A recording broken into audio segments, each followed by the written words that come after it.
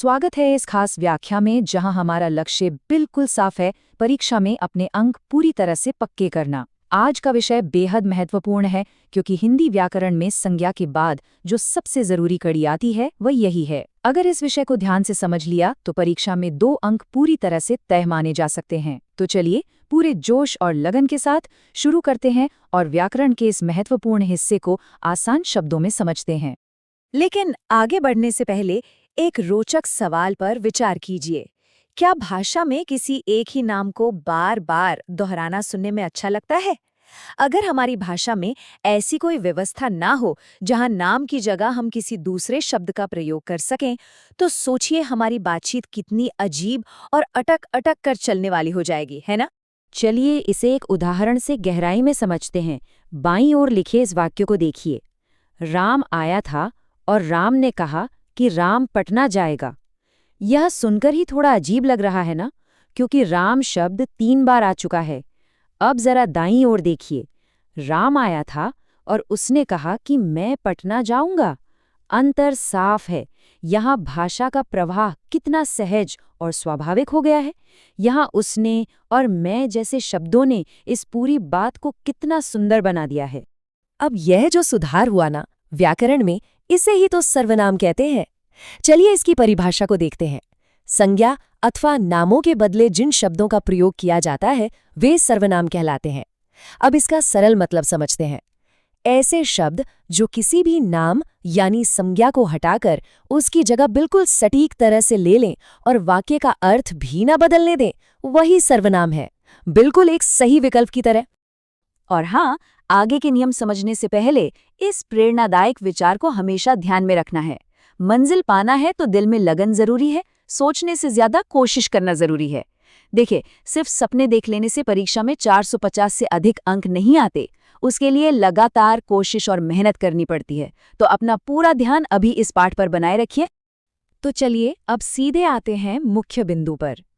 हिंदी भाषा में मुख्य रूप से गिनती के ठीक 11 सर्वनाम होते हैं। यहाँ उन सभी 11 शब्दों को देखा जा सकता है। मैं, तू, यह, वह, कुछ, कोई, आप, जो, सो, कौन और क्या। परीक्षा के नजरिए से इस सूची को बिल्कुल याद रख लीजिए, क्योंकि यही हमारी बुनियाद है। अब यहाँ जो सबसे दिलचस्प बात है वो यह है कि इन्हीं 11 सर्वनामों को आगे 6 मुख्य भेदों में बांटा गया है। यह सूची आगे आने वाले सभी नियमों का एक मुकम्मल नक्शा है। पुरुषवाचक, निश्चयवाचक, अनिश्चयवाचक, निजवाचक, प्रश्नवाचक और संबंधवाचक। अब एक एक करके इन सभी को रोजमर्रा के उदाहरणों के साथ समझते हैं। टाइप 1, पुरुषवाचक सर्वनाम। शुरुआत करते हैं पहले प्रकार से। एकदम सरल शब्दों में कहें तो जिस सर्वनाम से पुरुष या स्त्री को संबोधित किया जाता है। इसका सरल मतलब यह है कि आम बातचीत में हम जिन शब्दों का इस्तेमाल खुद के लिए या किसी सामने वाले व्यक्ति के लिए करते हैं वे सब इसी श्रेणी में आते हैं। और इसे आगे 3 हिस्सों में बांटा जाता है। पहला, बोलने वाला, जिसे उत्तम पुरुष कहते हैं, जैसे मैं या हम। दूसरा, सुनने वाला, जिसे मध्यम पुरुष कहते हैं, जैसे तू या तुम। और तीसरा, जिसके बारे में बात हो रही हो, वह अन्य पुरुष कहलाता है, जैसे वह या वे। ये बिल्कुल वैसा ही है जैसे 2 लोग आपस में मिलकर किसी तीसरे दोस्त के बारे में बात कर रहे हों। टाइप 2, निश्चयवाचक सर्वनाम। चलिए अब आते हैं दूसरे प्रकार पर। सच बताऊं तो यह बहुत ही आसान नियम है। इसका सीधा सा मतलब है कि जहां बात पूरी तरह से तय और पक्की हो, यानी जहां किसी तरह के संदेह या शक की कोई गुंजाइश ही न हो। इसे इस उदाहरण से समझिए। यह राम है। इस वाक्य में यह शब्द ने पूरी निश्चितता के साथ बता दिया कि व्यक्ति राम ही है। जब बात 100% पक्की हो तब इसका प्रयोग होता है। मुख्य रूप से इसमें यह और वह जैसे शब्द ही आते हैं। टाइप 3, अनिश्चयवाचक सर्वनाम। अब ठीक पिछले भेद के विपरीत आते हैं तीसरे प्रकार पर। इससे किसी व्यक्ति, वस्तु या भाव के अनिश्चय का बोध होता है। अब इसका सरल मतलब क्या निकला? यही कि जब हमें पक्का पता ही ना हो कि सामने कौन है या क्या है, वहां इन शब्दों का प्रयोग होता है। तो इसमें सबसे जरूरी बात यह है कि जैसे ही यह वाक्य सामने आता है, दरवाजे पर कोई है, तो ध्यान दीजिए इस शब्द कोई पर। कौन है दरवाजे पर, कुछ पता नहीं। जब ऐसी जानकारी पक्की ना हो, या जैसे उसने कुछ खाया, में शब्द कुछ वहां हमेशा अनिश्चयवाचक सर्वनाम होता है। टाइप 4 निजवाचक सर्वनाम। चलिए और आगे बढ़ते हैं चौथे भेद की तरफ, निज यानी अपना, जहां किसी सर्वनाम से निजता का बोध हो। इसे आसान भाषा में समझें तो जहां किसी काम को अपने आप करने की या आत्मनिर्भरता की झलक मिलती हो ना, वहां निजवाचक होता है। अब इस वाक्य पर ध्यान दीजिए, मैं आप ही चला जाऊंगा। यहाँ आप ही यानी स्वयं, यह दिखाता है कि कर्ता पर किसी का दबाव नहीं है, वह खुद यह काम करने में सक्षम है। खुद, स्वयं या अपने आप जैसे शब्द इसकी सबसे बड़ी पहचान है। टाइप 5 प्रश्नवाचक सर्वनाम। अब आता है पांचवा भेद। परीक्षा में इसे पहचानना सबसे आसान काम है। जिस सर्वनाम से प्रश्न का बोध हो, सीधी सी बात है, वहां प्रश्नवाचक होगा। जहां सवाल पूछा जा रहा हो, वही इसका सही स्थान है। और यह चीज इस उदाहरण में बेहद शानदार तरीके से दिखती है। कौन आया था? यहाँ कौन शब्द का प्रयोग सीधे तौर पर एक प्रश्न, एक सवाल खड़ा कर रहा है। कौन, क्या, किसे जैसे शब्द इस श्रेणी के सबसे बेहतरीन उदाहरण हैं। टाइप 6 संबंधवाचक सर्वनाम। और अब आते हैं आखिरी छठे भेद पर।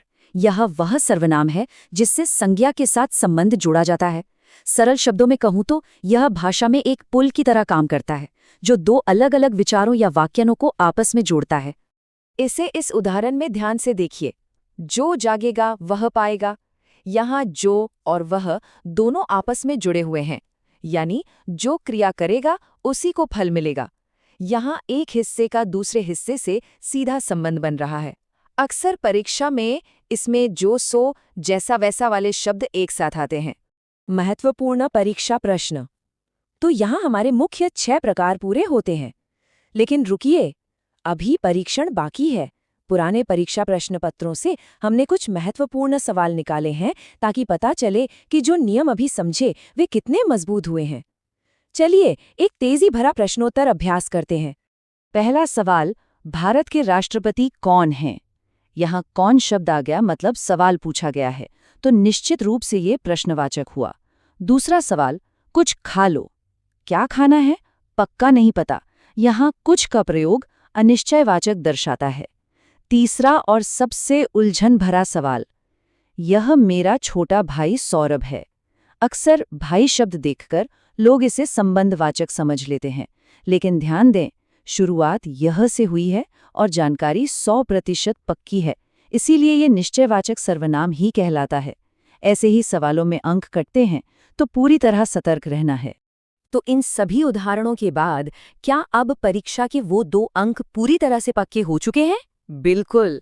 आज एक बहुत ही मुख्य विषय को हमने समझा है। याद रखिए, संज्ञा की जगह लेने वाले शब्द सर्वनाम है, ये मुख्य रूप से 11 होते हैं और इनके 6 प्रकार हैं। इस व्याख्यान ने उन बुनियादी नियमों को आसान बना दिया है जो 450 से अधिक अंक लाने का सपना पूरा करने में बड़ी मदद करेंगे। तो बस इन नियमों का अभ्यास करते रहिए और हिंदी व्याकरण पर अपनी पकड़ ऐसे ही मजबूत बनाए रखिए।